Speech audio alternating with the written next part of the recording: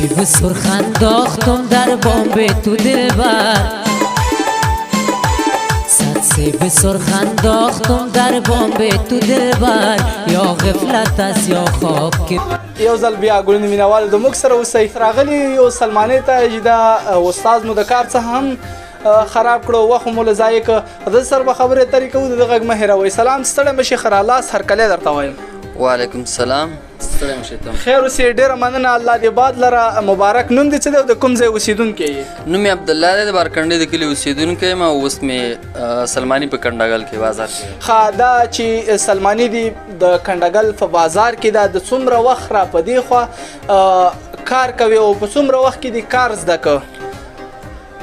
تقریبا 20 کاله به مې دا کېږي چې دا کار مې زده کړی دی او تقریبا د کوټوالي نه لګی یم تر نن ورځې پورې د ژوند ډېره برخه مې په دې کار کې تېره شوې ده. ښه، نو موږ ته چې اوس کار کې فری بیګی که نه پیسې واخلي؟ پیسې خو به راکوئ په دې خاطر چې غریبي ده که نه، کار کوو که نه.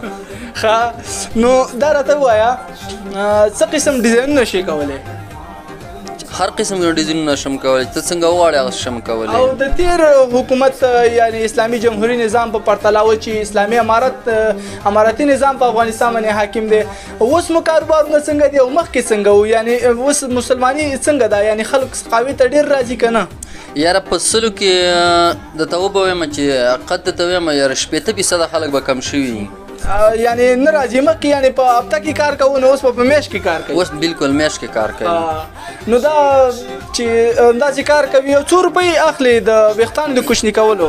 بس د ویښتانو په اندازه روپۍ اخلو، نو چا نه 150 مالو 100 مالو 50 مالو 100 مالو، بس قسمونه په د کټینګ په اندازه. د ګیرې څو روپۍ اخلئ؟ که ډیزاین کوئ د هغې څو اخلئ او د جامد څو اخلئ؟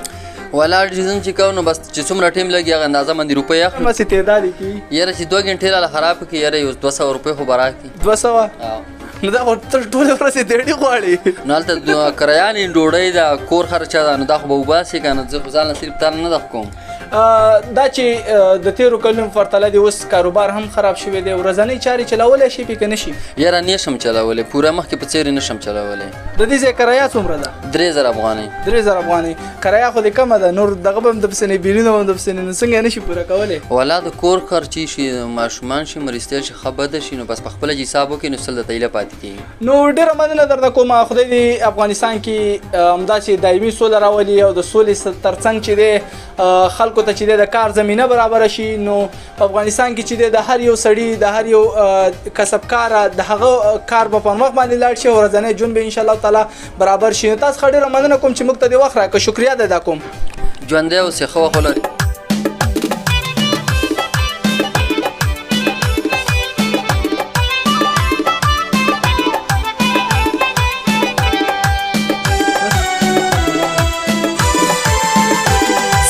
سیب سرخ انداختم در بامب تو دلبر،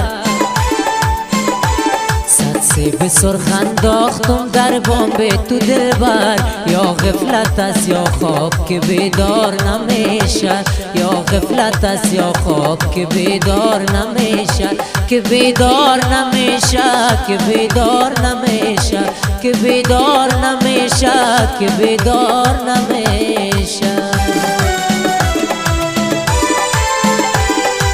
سیب سرخ انداختم در بامب تو دلبر، صد سیب سرخ انداختم در بامب تو دلبر، یا غفلت است یا خواب که بیدار نمیشه، یا غفلت است یا خواب که بیدار نمیشه، که بیدار نمیشه، که بیدار نمیشه.